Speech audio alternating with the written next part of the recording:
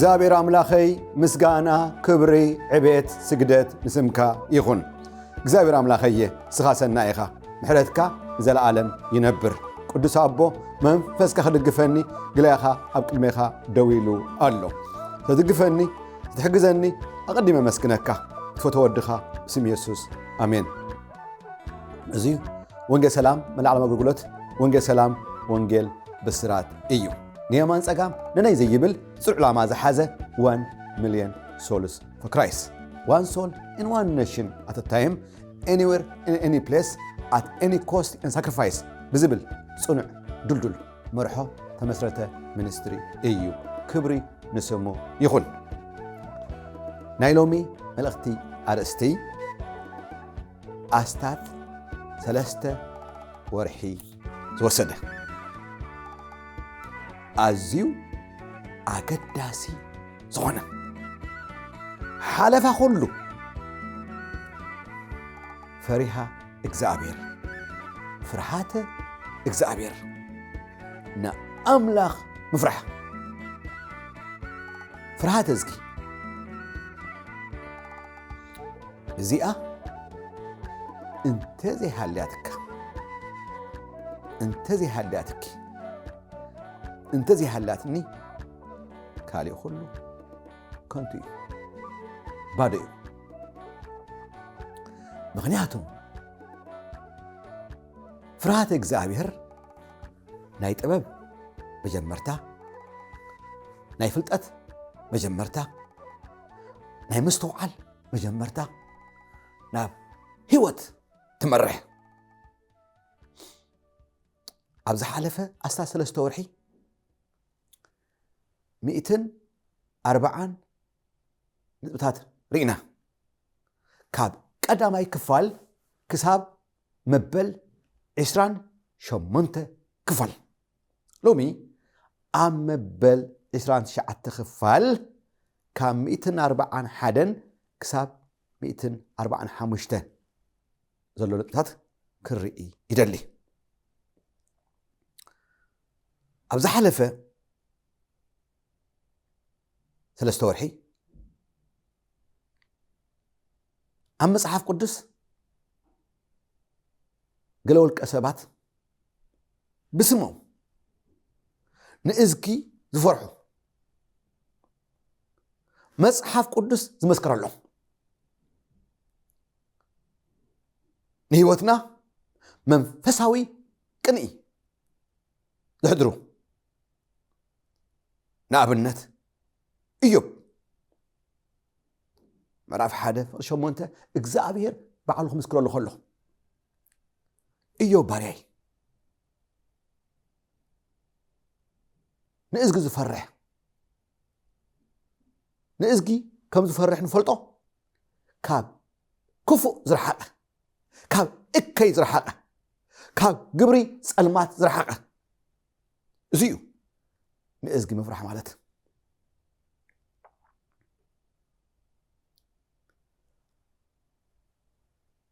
ሃይማኖታዊ ስርዓት ምግባር ዘይኮነ ወይ ከዓ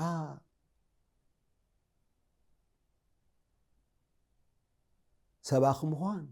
ዘማሪ ምዃን ዝኾነ እሱ ኣይኮነ መለለዩ። መለለዩ ንእዝጊ ዘለካ ፍርሒ ፍርሃተ እግዚአብሔር ማለት ንኣምላኽ ዘለካ ኣዝዩ ዝኸበረ ኣድናቆት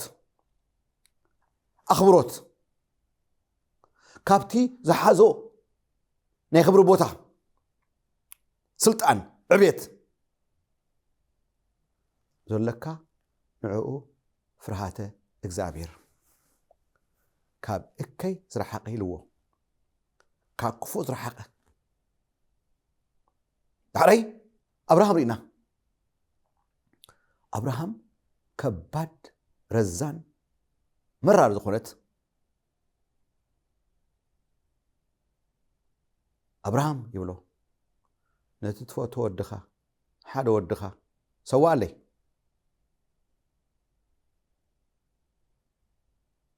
مس موكرو هم عيلو أبراهام دما مس أملاخ ذلوف طبق سطم حبرت نتذكروا أملاخ ما يجروا مخلو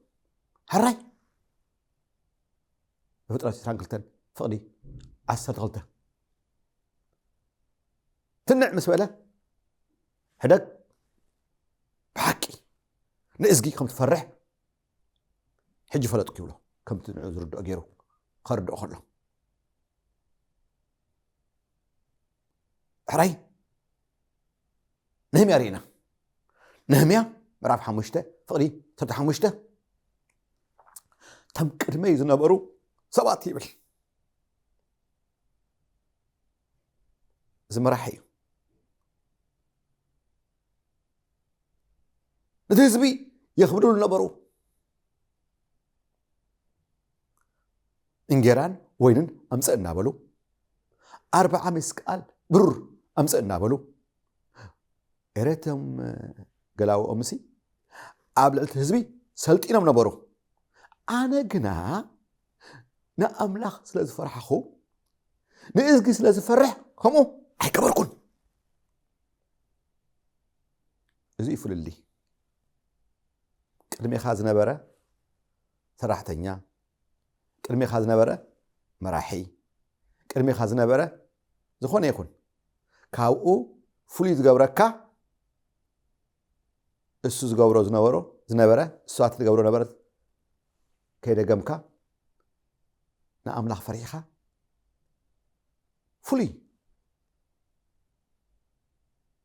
نطوف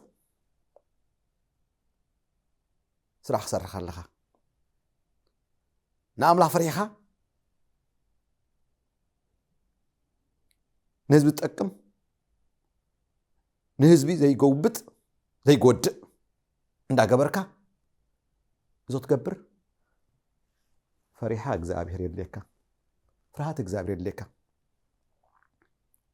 دحري حنانيا رينا حنانيا أب نهميا شوعات تفل سلسته نهميا يبلنا حنانيا حالفا كله بصوتو أمون نئزق زفرح سلازخونا سدري أخو أبتنا يرسالم شمكوه حالفا خون أمونن نئزق زفرح زيان إدن قوانتيان حيبرن زخدا أي فلال يعني نئزق زفرح سواري أني أمون سوكر إيكا أمون سواري أني نئزق زفرح خريكا زيان حيبرن زخدا دحراي أوبديا زبحال رينا أوبديا أبتعتي أكوين كفؤن مرحي نهاجر نقص أكعب زبحال مسب على بيته إزابل زياتهم نأزق زي فرحو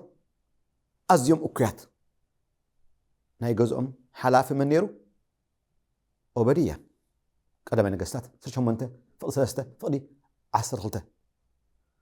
إزي أوبديا النبي إلياس كزارة وخلو فقدي 10 غلطة أهنيبل كاب نسنة تجمري نأزق فرح سبي واو كاب زبلس هي أبن تيالو كاب زبلس شمت تيالو كاب زبلس كبرين تيالو كاب نسنة تجمري نأزق فرح فابينا أنا نأزق مفرحي مهرنان حادق زي ذكرني ود 10 خندي عامت نيري كنا حدا ود 5 مسيو ود خابينا تأكيبنا كلاتنا قلوع إسران خونا يعلنا أنا زعبا سودان نشت لي زخونة حيزو مسيو كم زي فيديو تريا كليب يراتا سئليا تريكا كليب ناجبره سئلي رينا نايت السودان احنا كم عينت عمارات بلاستور إلى نفلتنا يرينا مقا كاو حال نجت دارو كساح يدير السعني كم لمدي كم بحلي كم صبوا نجر كوينون زمهرنا نجرنا كم سودانيان يوهات يوم لوهات يوم نسرق يبلك بزعما سرقي يعلنا بقى كبيلو كم سرق خمس نبره حبشه خميلو خمس سرق كم صبوا زخونه ነገር ገይሩ ይምረና ይነግረና አና አያስተውሉን ያው ከም ድለኻ አትሰርቅ ተወስድ እንዳበለ አብ ተሰርሐሉ ቦታ ከመይ ይሰርቅ ከም ዝነበረ እሞ እዚ ባህለ ኮይኑ ልሙድ ኮይኑ ኣብ ቅድመ ኣምላኽ ግን ፍንፉን ጽያፍ ኣይትስረቕ ጽሑፍ እዩ ኦበድያ ካብ ንእስነት ጀሚረይ ንእዝጊ ፈርሐ ኢሉ ብሓላይ መሪእና ኖ ዕብራውያን 7:7 ብፍርሃት ኣምላኽ ተደሪኹ መርከብ ኣዳለዎ ካብ ዝመጽእ ቁጣዓ ማይ ኣይሂ ደሓነ ብፍርሃት ኣምላኽ ተደሪኹ ስምዖን ሪእና ስምዖን ኣብ ኢየሩሳሌም ዝነበረ ነበረ ሉቃስ 2:15 ንእዝጊ ዝፈርሕ ንጽናዕ እስራኤል ዝጽበ ዝነበረ መንፈስ ቅዱስ ምስኡ ነበረ ዝሓለፈ ሰሙን ንእዝጊ ዘይፈርሑ ሰባት ሪእና ፍሪኣቶም ባህርያቶም እንታይ ዝመስል ኣብ ሮሜ 3 ካብ ፍቕዲ 13 ክሳብ 18 ይገልጾም መጨረሻ ፍቕዲ 18 ኣብ ቅድሚኦም ፍርሃት እግዚአብሔር የልቦን ይብለና ከምኡውን ኣብ ሕዝቅኤል 8 ፍቕዲ 12 እግዚአብሔር ኣይርኢን እንዳበሉ ዝገብርዎ ዝነበረ ጽያፍ ሪእና ሎሚ ኣመበል 29 ካልኣይ ቆሮንጦስ ምዕራፍ 5 ፍቕዲ 11 ከምኡውን ካልኣይ ቆሮንጦስ 7 ፍቕዲ 1 ክልቲአን ክርኢና ተቐዳመይቲ ካልኣይ ቆሮንጦስ እምበኣርከሲ ይብለና ዝኾነ ነገር ክዛረበና እዩ እምበኣርከሲ ይብለና ሓደ ኣገዳሲ ዝኾነ መልእኽቲ ክበና ደልዩ ኣሎ እምበኣርከሲ ፍርሃተ እግዚአብሔር ፈሊጥና ሪኻ ዶ ፍልጠት የድሊ እዩ ናይ ጥበብ ኩሉ ፍልጠት ፈሪሃ እግዚአብሔር እዩ እምበኣርከሲ ኢሉ ፍርሃተ እግዚአብሔር ፈሊጥና ንሰብ ንረድኦም ኣለና ኣገዳሲ ምዃኑ ፍርሃተ እግዚአብሔር መጀመርታ ንስኻ ባዕልኻ ክበርሃልካ ክግለጸልካ ከምቲ ኣነ ሕጂ ዝገብሮ ዘለኹ ፍርሃተ እግዚአብሔር ክንደይ ኣገዳሲ ምዃኑ ተረዲኤ ምልስ ኢለይ ክርስትና ከም ሓድሽ ምጅማር ተዝኽእል ለይትን መዓልትን ጾምን ጸሎትን እግዚአብሔር ኣምላኽ ካብ ፀጉረይ ክሳብ ጽፍሪ እግረይ ክበኒ ዝደሊ ሓንቲ ህያብ እሳ ፍርሃት እግዚአብሔር እያ ካሊእ ኩሉ ይትረፈኒ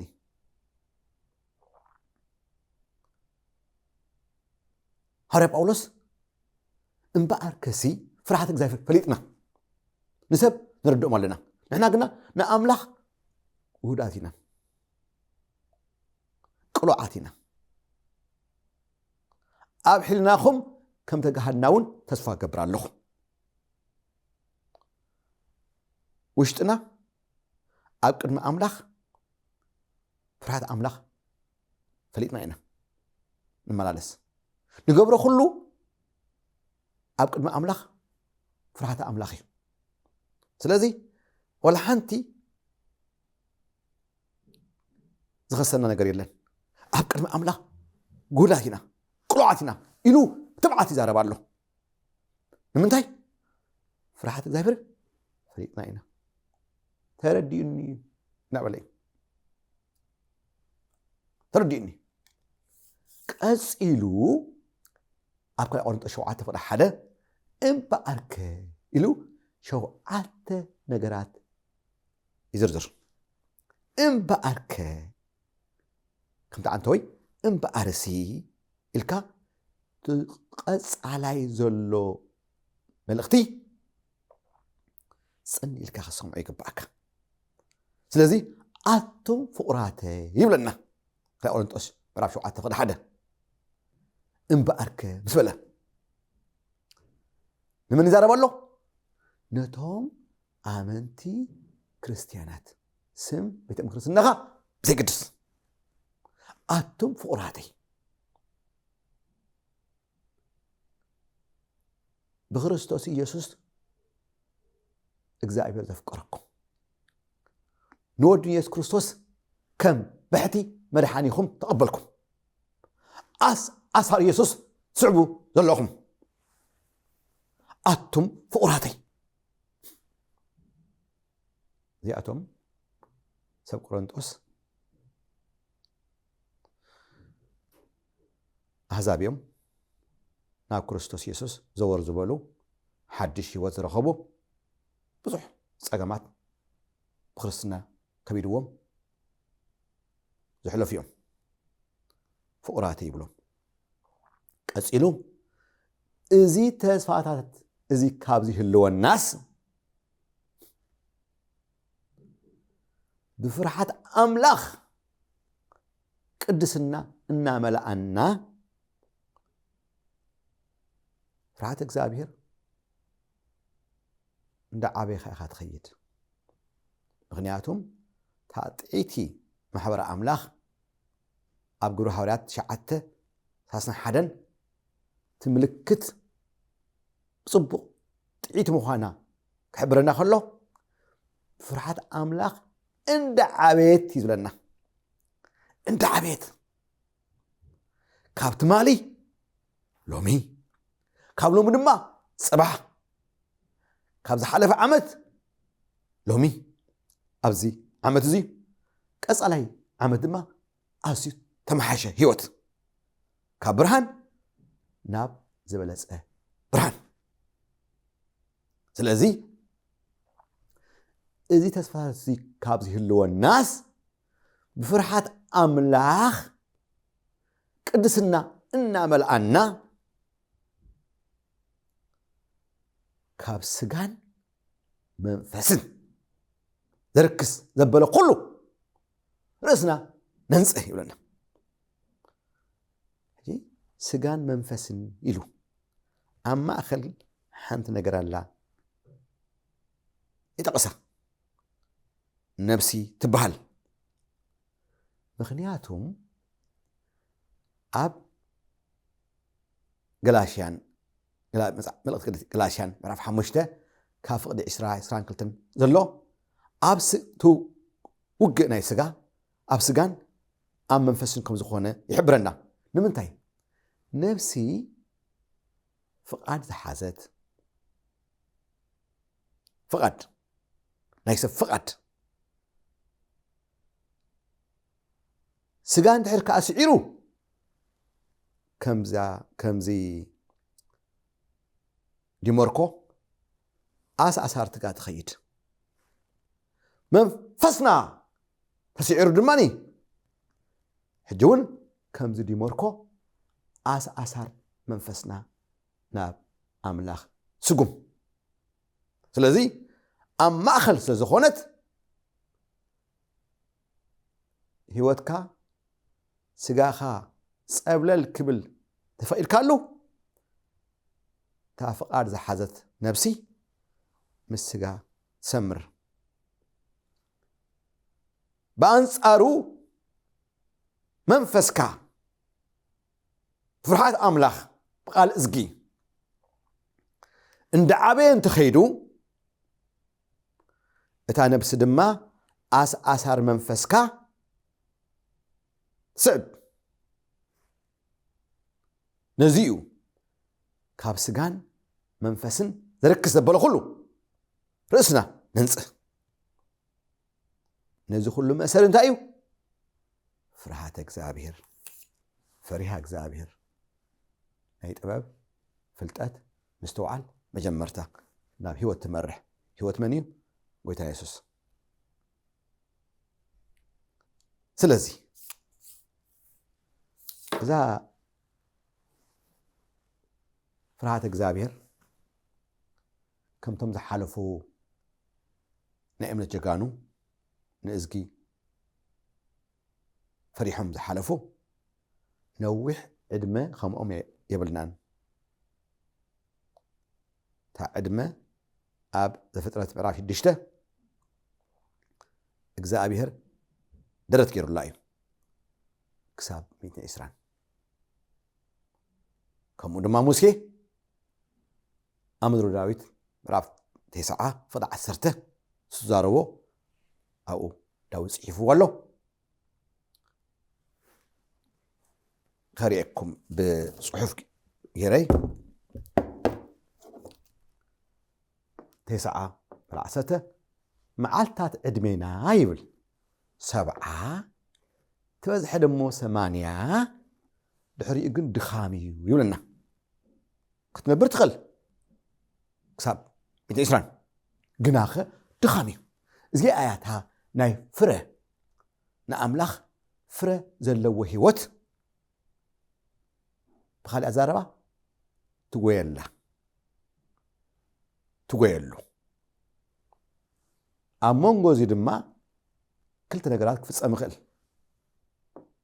ራፕቸር ንጥቀት ዝበሃል ኣሎ ሉቃስ 7 ፍቕዲ 34 ክልተ ኣብ ሓደ ዓራት ክድቅሱ እዮም ተሓደ ክንጠቕ ክውሰድ ተሓደ ድማ ክሕደግ እዩ ይበለና ጎይታ ኢየሱስ ክልተ ኣንስቲ ብሓንሳብ ክጥሕና እየን ተሓንቲ ትውሰድ ተሓንቲ ድማ ትሕደግ ክልተ ኣብ ወፍሪ ኣብ ስራሕ ማለት እዩ ዘመና ተሓደ ክውሰድ ተሓደ ድማ ክሕደግ እዩ ንምንታይ እቲ ሓደ ተዳልዩ ተሓደ ድማ ኣይተዳልወን ጎይታ ኢየሱስ ደጊሙ ደጋጊሙ ንውሑ ተዳለዉ ዝመጸሉ መዓልቲ ስለዘይ ትፈልጡ ነቂሕኩም ተዳለዉ ኢሉ ደጊሙ ደጋጊሙ ሓቢሩና ስማዕ ሓወየ ሓፍተይ ክቡራት ሰማዕተይ ኢየሱስ ናይ ህይወትካ ክመጽእ ምሕረት ክገብረልካ ይቕረብለልካ ከምኡውን ሓድሽ ህይወት ሓድሽ ምዕራፍ ክትጅምር ዝሓፃር ጸሎት ሓቢርካ ምሳይ ጸሊ ካብ ልብኻ ብርቂ ክበል እዳብካ ናብ ሰማይ ዝርክሕ ወኢየሱስ ኣብ ቅድሜኻ ንቐርብ ኣሎና ብሓጢኣተይን በለለይ ድማ ይእመን ደንቂ ጸለይ ምሕረትካ ኣባይ ይዕዘዝ ወኢየሱስ ንዓና ኣብ ህይወተይ ጎይታይ ክስዕበካ ወሲነ ኣለኹ ወኢየሱስ ሓድሽ ህይወት ሓድሽ ምዕራፍ ሃበኒ ደንቂ ጸለይ ይልምነካ ኣለኹ ስማዕ ሓወየ ጸለይካ ዶ ጽቡቕ ጌርካ ኢየሱስ ዕርፊ ኣብ ኢዱ ሒዙ ድሕሪ ጥምት ንመንግስቲ ኣምላኽ ይበቅዕን ኢሉ ከምኡውን መስቀል ተሰኪሙ ዘይስዕመኒ ንዓይ ብቑዕ ኣይኮነን መስቀል ሓሰር መከራ ጸርፊ ውርደት ስቃይ ዝሓዘ እዩ ኣብ ክንዳይና ክንዳኸን ኣብ መስቀል ሳቀ ሰባት ጥፍ በልሉ ዘንግ ርእሱ ሃረምዎ ተዋረደ መጨረሻ ሞተ ተቐብረ ድሕሪ 3 መዓልቲ ብኽብሪ ተሰአ ናብ ሰማይ ዓረገ ኣብ የማና ቦልማ ተቐመጠ ክዓርግ ከሎ ሃንደበት መላእኽቲ ገይጾም ብሮሃዳት ምዕራፍ 1 ፍቕዲ 11 ኣቱም ሰብ ገሊላ ንምንታይ ኢኹም ኣብኡ ደው ኢልኩም ናብ ሰማይ ኣንቃዕሪርኩም ጥምት ዘለኹም ከምቲ ሕጂ ናብ ሰማይ ክዓርግ ከሎ ዝሪኣኹሞ ከምኡውን ተመሊሱ ክመጽእ እዩ ከምኡውን ኢየሱስ ንዮሃንስ ዝገልጸሉ ከሎ ኣብ ራእይ ዮሃንስ 3:11 ራእይ ዮሃንስ 22:10 22:20 እነሆ ቀልጢፈ እመጽእ ኣለኹ ቀልጢፉ ይመጽእ ኣሎ ደወል ክድወል ምልክት ክንፋሕ ኣብ መጨረሻ ምዕራፍ ኣሉና ሓወየ ኣሳር የሱስ ዓቦ ስም ክርስትናኻ ብዘይቅድስ ሰዓቦ ለመውዛዝም ኣለኹ ምናልባሽ ብሓመምኩም ሓዋተይ ብቃንዛ ሳቀዩ ዘለኹም ኢድካ ዘርግሕ ቅርብ በላ ቴሌቪዥን እግዚአብሔር ኣምላኸኒ ንዓኻ ኣሜነይ እዳወይ ይዝርግሕን ኣለኹ በሰዓት እዙ ዝሓመመ ሓወይ ሓፍተይ ቆለውዕ ወለዲ ኣተሕማም ብስም የሱስ ይእዘካ ኣለኹ ጠስሚ ኣብ ሓዊኹም ዝመክኽ ምኽኽ ብስም የሱስ ሓውየ ጥዐ ሓውየ ሕወ ብስም የሱስ ብርሃን ኣምላኽ ናብ ገዛኹም ይእቶ ብርሃን ኣምላኽ ናብ ገዛኺ ይእቶ ብስም የሱስ ሕማም ዘበለ ቃንዛ ዘበለ ብስም የሱስ ይተኣለ ሰላም ኣምላኽ ናብ ገዛኹም ይእቶ እጎይታ የመስግነካ ይባርኸካ ኣለኹ ከምቲ ኣብ ኢየሩሳሌም ይሁዳ ሰማርያ ዝገበርካዮ ኣብ ከተማና ለሙን ስትገብር የመስግነካ ይባርኸካ ክብሪ ድማ ይበካ ኣለኹ ስማዕ ሓወየ ኣፍካ ክፈትሞ ንኣምላኽ ኣመስግኖ ንስኻ ሓንቲ ስጉምቲ ስከለኻ ንሱ ድማ 7 ስጉምቲ ይወስድ ንምንታይ ሰናይ ጥዑም ኣምላኽ ስለ ዝኾነ ለማውዛዝማ ኣለኹ ኣብ ቀጻላይ ፈሪሃ እግዚአብሔር ፍርሃተ እግዚአብሔር መበል 30 ሳንራኸብ ደሓን ኩን ባባይ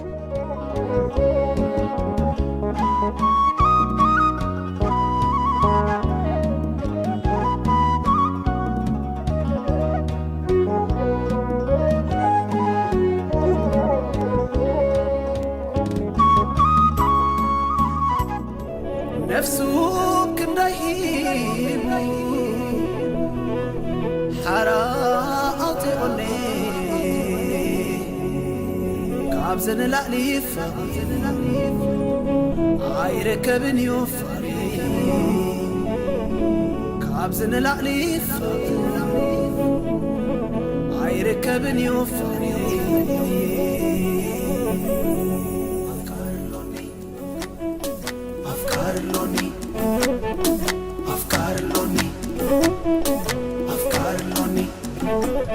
كابره فتوي ترايني بجمد فغرو سحيبني منفسون وشتاي مستنكفني يسوس زبل اندي حيزوني عايخ انديت عمي وفلو يفغرو لبين ابوي جيش بريرو أفكاري رخيبة بكا لبي ماري خوايو بناي فقر وانقا أفكاري رخيبة بكا لبي مسيط وايو سماياوي وانقا لبي ماري خوا باتنات وانقا لبي مسيطو سماياوي قوقوا عبيد كتعن فقرخا عبيد كنكر فقرخا عبيد كتعن فقرخا عبيد كتعن فقرخا يسوس سينس خاسي عزي خافر ويخا أفقرو تهيلي لبي زريفوني قلبي وسيدوا يسوس يبلني كم زخ ما يتلو بفغر زندد مسكانا يقرب نعونا سجد نعونا سجد نعونا سجد نعونا سجد نعونا سجد أنت فتوي اسك خبير كاتر أيلي أنت فتوي اسك خبير كاتر أيلي ندم سيتنا فخو خبقنك أشح مسكانا السواقك ندم سيتنا فخو خبقنك أشح مسكانا السواقك أشح مسكانا السواقك